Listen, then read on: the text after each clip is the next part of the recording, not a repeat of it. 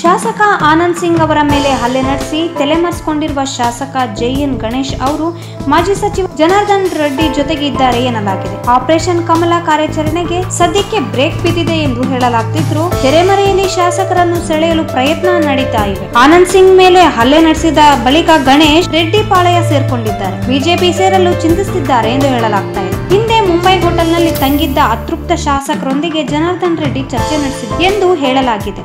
ರಮೇಶ್ ಜಾರಕಿಹೊಳಿ, ಉಮೇಶ್ ಜಾಧವ್ ಹಾಗೂ ಗಣೇಶ್ ಅವರೊಂದಿಗೆ ಜನಾರ್ದನ್ ರೆಡ್ಡಿ ಚರ್ಚೆ ನಡೆಸಿದ್ರು.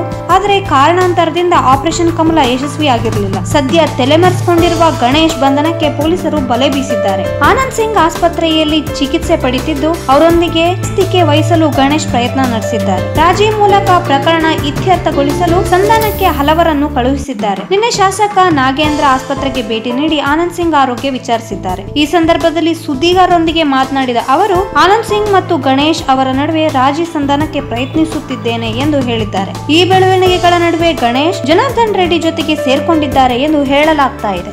ಈ ವಿಡಿಯೋ ನಿಮಗೆ ಇಷ್ಟವಾದಲ್ಲಿ ಲೈಕ್ ಮಾಡಿ, ಶೇರ್ ಮಾಡಿ, ಸಬ್ಸ್ಕ್ರೈಬ್ ಮಾಡಿ.